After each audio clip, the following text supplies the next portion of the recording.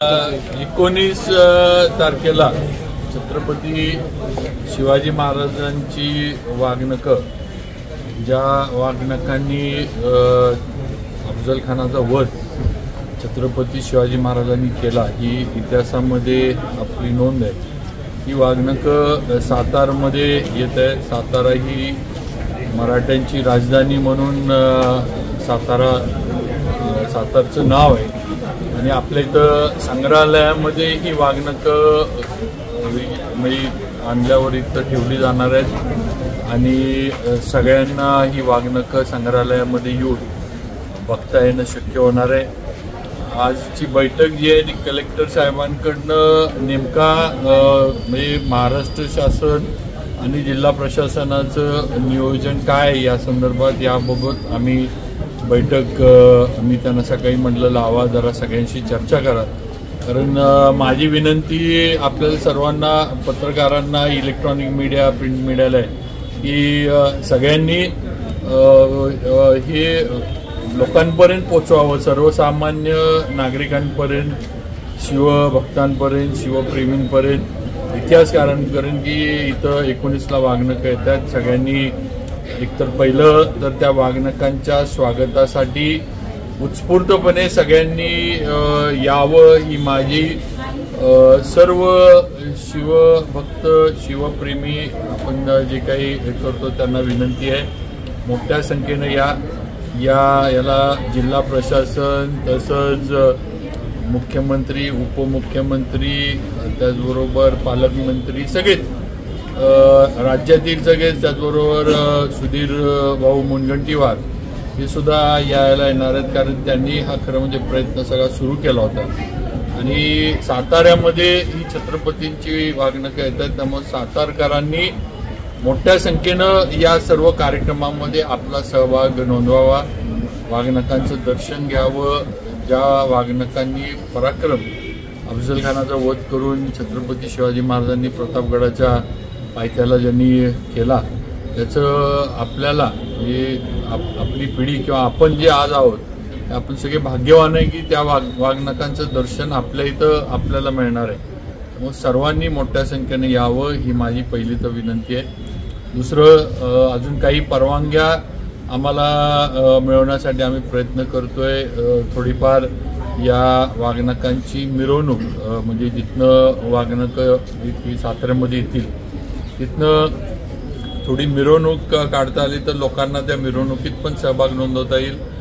महिला असतील, तरुण मुलं असतील किंवा कॉलेजच्या आपल्या तरुण मुली पण असतील, युवती असतील, या सगळ्यांना त्या ह्याच्यामध्ये सहभाग नोंदवता येईल अशी आमचा प्रयत्न चालू आहे. त्याच्या परवानग्या थोड्या राज्य सरकारकडनं आम्हाला मिळवायच्यात, पण आम्ही तो प्रयत्न नक्की करतोय आणि परवानगी कशी मिळेल हे हा प्रयत्न आहे.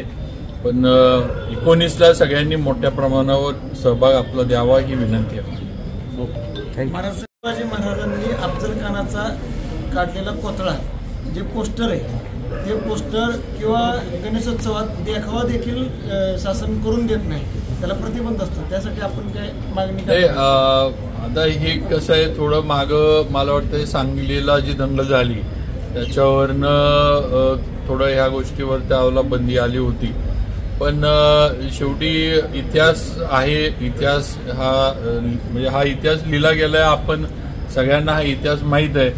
खरं म्हणजे कुणी या गोष्टीवर आक्षेप तसं घ्यायचं काही हे नाही, कारण ती शेवटी लढाई होती. दोन काय म्हणायचं, म्हणजे छत्रपती शिवाजी महाराज हे छत्रपती होते आणि अफजल खान हा सरदार, म्हणजे तो चालून आला होता. लढाई होती. पूर्वीच्या काळामध्ये लढाईमध्ये शेवटी कोणतरी जिवंत राहणं आणि कुणाला तरी मरण येणं हे म्हणजे लढाईचा अंत तसाच होत होता. त्यामुळं तसं काही त्याला कुणीच खरं म्हणजे या गोष्टीला वेगळी काही किनार किंवा वेगळं हे देऊ नये.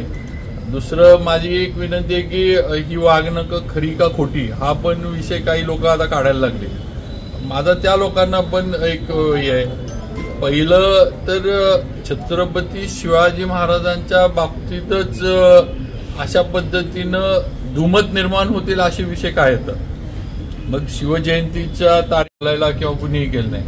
आज भारतात ही वागणुकं यायला हे आहेत, आज महाराष्ट्रात येणार आहेत, मगच हा विषय कसा निघतो हे एक मला एक या कुटुंबातला म्हणा किंवा एक छत्रपती शिवाजी महाराजांवर प्रेम करणारा एक महाराष्ट्रातला एक मराठी माणूस म्हणून मला माझा प्रश्न आहे की ज्या वेळेला ही इथं येतात, भारतात येतात, महाराष्ट्रात येतात, साताऱ्यात येतात, त्यावेळेलाच ही वाद कसे निघतात की ही वागणुकं खरी आहेत का खोटी आहेत. माझं एक दुसरं आहे की ज्या वेळेला मला आठवते म्हणजे ही वागणुकांवरनं जो विषय चालू आहे, ज्या वेळेला विजय माल्यांनी टिपू सुलतानची तलवार तिकडनं विकत घेऊन भारतात आणली, टिपू सुलतानची तलवार खरी का खोटी कोणी कधी विचारलं नाही का? विचारलं. ती पण तिकडेच होती ना, इंग्लंडलाच होती. मग टिपू सुलतानची विजय माल्यांना आणलेली तलवार खरी का खोटी हे कोणी विचारलं नाही. पण शिवाजी महाराजांची वागणुकं खरी का खोटी हा प्रश्न मात्र विचारला जातो आणि हा इथं दुर्दैवानं महाराष्ट्रातच विचारला जातो. ही खरं म्हणजे खेदाची गोष्ट आहे. त्यामुळं माझी एकच सगळ्यांना विनंती आहे, सगळ्यांनाच म्हणजे इतिहासकार असेल की लोकांना ह्याचा आनंद घेऊ दे. आपलं भाग्य आहे, आपलं हे आहे, जे छत्रपती शिवाजी महाराजांनी जो पराक्रम केला त्याचा आज आपण आपल्या डोळ्यानं ते बघण्याचं आपल्याला ती संधी मिळते. याचा आनंद लोकांना घेऊ दे, अभिमान आपल्याला आहे त्याचा आनंद घेऊ दे. उगाच ह्या पद्धतीनं काहीतरी राजकीय विषय करून किंवा कुठल्या तरी राजकीय ह्या वागणुकांच्या बाबतीत प्रश्न उपस्थित करणं आणि त्याची ऑथेंटिसिटी आहे का नाही हे संभ्रम निर्माण करणं हे खरं म्हणजे थांबावं अशी माझी विनंती. महाराज, विशाळगडाच्या विषयावरून, अतिक्रमणाच्या विषयावरून संभाजी महाराज जे आक्रमक झालेत, सातारा जिल्ह्यातील गड किल्ल्यांवरती पण असे अतिक्रमण पाहायला मिळतात. तुम्ही काय अशी आक्रमक भूमिका घेणार आहे का? नाही, आता प्रतापगडचं जे अतिक्रमण होतं ते प्रशासनानं या आधीच जे होतं ते तिथनं हटवलं ही वस्तुस्थिती आहे.